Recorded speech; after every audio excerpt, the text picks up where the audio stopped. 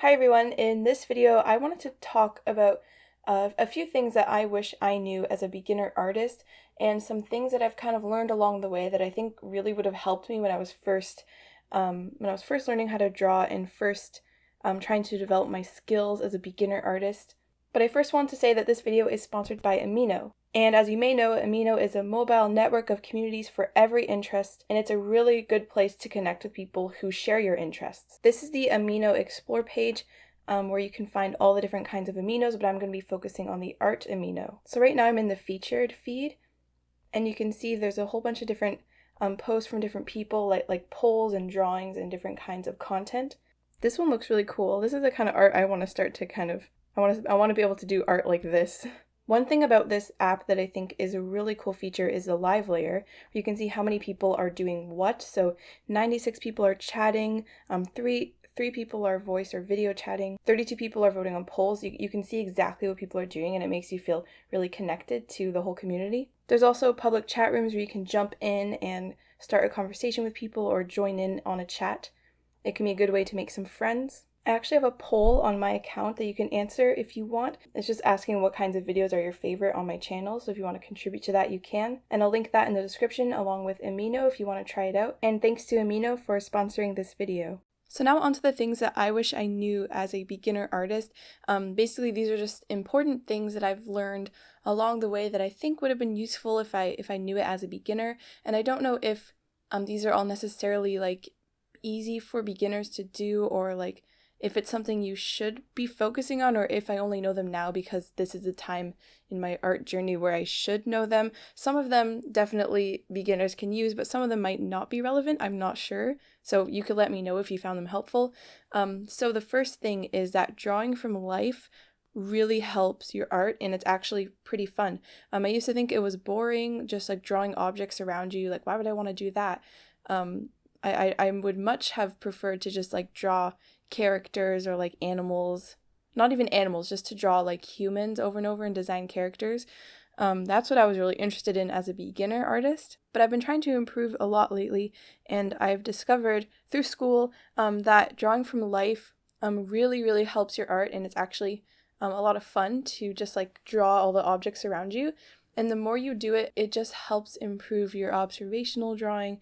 You'll find it easier to like sketch real life objects or to use photo reference.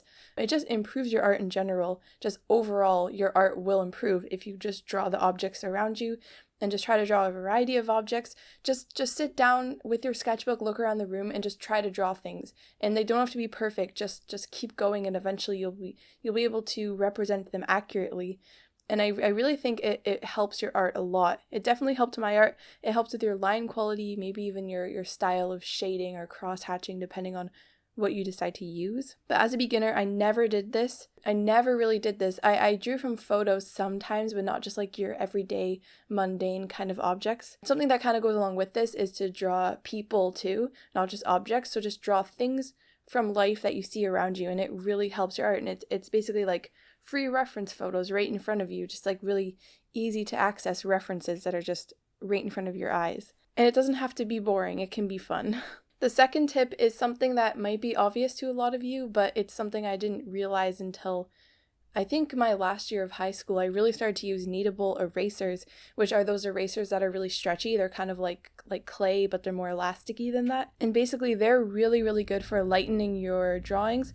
Say you have a really messy sketch, or you're about to paint something and it's done with pencil or like anything that could be lifted off the page. You just roll this eraser over top of it and it lightens it. You could even keep going until it almost disappears. It's not as powerful as a regular eraser, I've found, but it doesn't leave behind any shavings, and it's just really useful for lightening your drawing so that your pencil lines are lighter, and then you can go over top of them with something else or start painting them so that they don't show through. Like especially with watercolor, it really helps to lighten your pencil before you go in with the paint. Assuming that you use pencil, of course you can use other things, but I never knew what a kneadable eraser was, or kneaded erasers. I don't know what the other names for them are.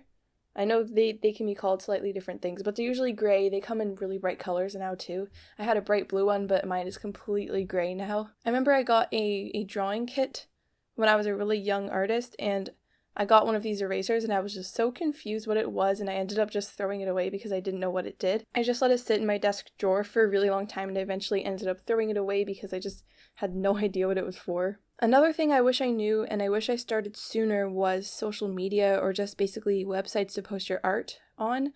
I don't know when the right time is to start posting your art, but I know once I did, I started to make like friends in the art community, and they gave me constructive criticism, and this really like kickstarted my improvement. I feel like I was drawing like kind of the same thing over and over, and my anatomy needed a lot of work, and just like I was quite a beginner, but the friends and the followers I made helped me to see where my art needed improvement, and that kind of made me start to really want to improve my art, and that's what made me like really dive into improving. So this was on DeviantArt, but nowadays people use like Instagram and Facebook and Twitter. People still use DeviantArt, I think. I don't know if it's as popular. YouTube, of course, because this is a YouTube video, but this is more of like for making videos, not for posting art. But if you want to do that, I would recommend that too, because I started my channel back in 2013. So it's been 5 years, over 5 years now. So I didn't realize how beneficial posting my art online could really be. So if you're a beginner and you're wondering if you should post your art,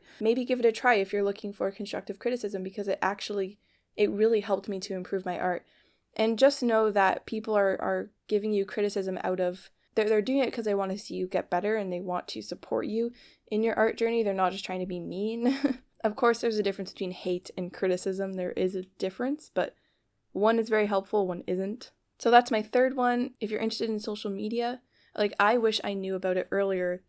Like I knew about it, but I never really like got into posting. Like it took me longer than it should have to start posting. I don't know if it's a good idea to like post as soon as you, well actually it might be cool to like to post your, like if you're just starting to learn how to draw, it might be cool to share your whole progression online and just have people seeing you improve every day. That would also be really, really cool. So another tip is, it has to do with the media you use, and I used pencil crayon for a really long time, and I was really interested in Copic markers, and I started to collect them, and I got a set for Christmas, and I would use those to color in all my characters.